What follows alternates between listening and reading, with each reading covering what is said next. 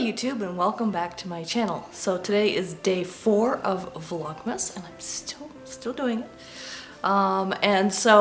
Based off of yesterday's video and a little story I told in terms of how I taught myself how to read, and a little story of Dora and the Dragon, at least that's the name I thought it was, I decided to look it up and see if I could find it.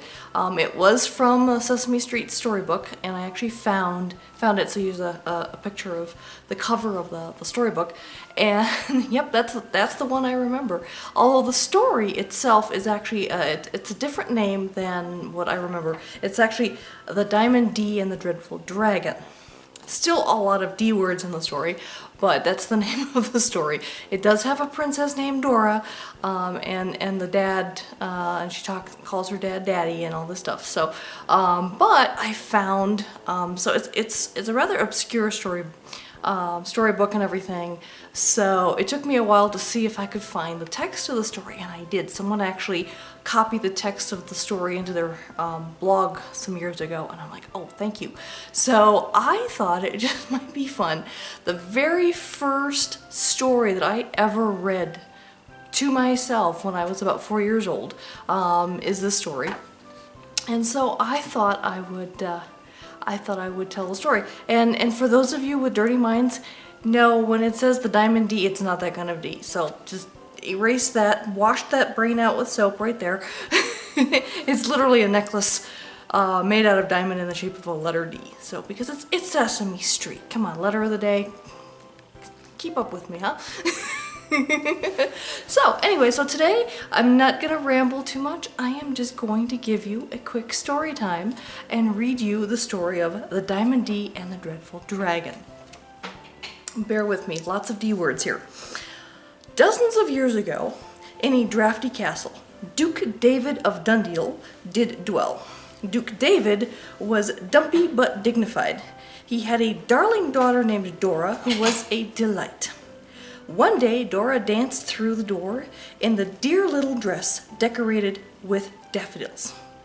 Doodly-doo, doodly-doo, Dora sang as she danced. "Oh, hello, dumpy daddy," said Dora to Duke David of Dundeedle. "Dora, my darling dimpled daughter," said Duke David, "you are indeed delightful, so I have a dandy present for you." "Do tell," said Dora. "Do describe this doodad, Daddy."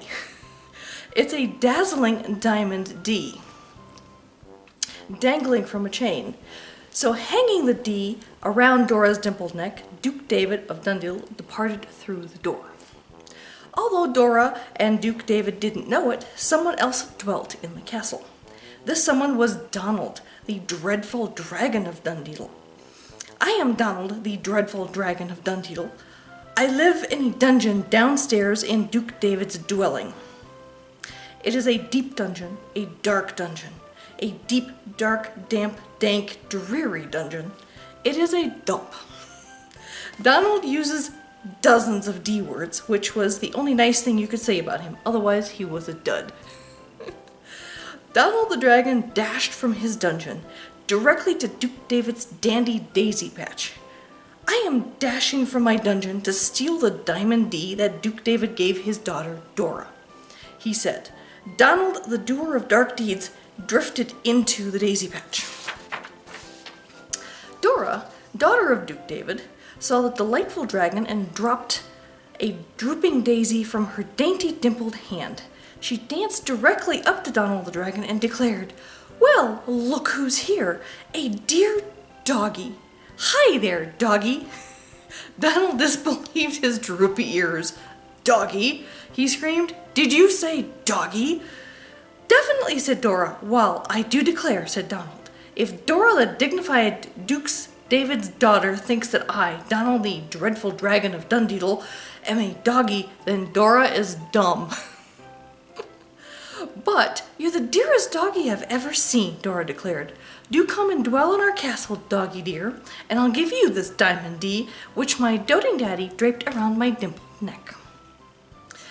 "Don't doggy me," Donald roared, darting toward Dora, determined to grab the Diamond D. Suddenly, Duke David dashed into the daisy patch.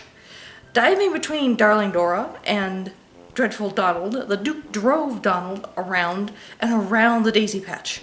The dismal dragon ducked, dodged, darted, and dashed through the ducklings and the daisies until the Duke dumped him in a duck pond. "Daddy dear," said Dora, "why did you do that?" "Because that dreadful, dishonest dragon was determined to steal the dazzling diamond D from around your dainty dimpled neck," said the Duke. "Dragon?" said Dora. "So, I'll be darned. He looked like a doggy to me." "You're dumb but adorable," said... Okay. I almost got through it without a mistake there. So, "You're dumb but adorable, Dora," said Duke David. "So here's what we'll do.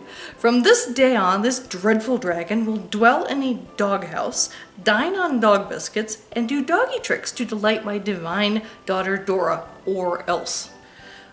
"Or else what?" Donald demanded. "I'll dump you in the duck pond again." "Bow wow," Donald said. "I'm a doggy." And so Duke David of Dundeedle and his delightful daughter Dora lived happily ever after with Donald the doggy, who used to be a dreadful dragon. So yes, this actually was one of my favorite stories as a kid, and it's a silly story. It's a Sesame Street story, and everything. But you know, I'm actually surprised that I was able to actually get through all of that at the age of 4. Like, wow, there's actually more difficult words in there than I remembered. But I think it's a combination of A, the fact that I had figured out the whole phonics thing, and B, the fact that I knew the story. I hadn't memorized that whole thing. I mean, you can see how some small children can memorize certain stories if they're read over and over again, especially if they're the short little picture stories and picture books and things. But this was a significant story, and so I couldn't have possibly memorized every single word for word, because my grandmother hadn't read it to me that often. I probably only had the book for maybe 6 months at that point, if I remember correctly. So while I was familiar with the story, obviously I was reading it to myself, but at the same time I was familiar enough to figure out the harder words, just from memory. So at any rate, it's a cute, silly story. And anyway, I hope you enjoyed this. And just stay tuned for more Vlogmas tomorrow. Take care. Bye-bye.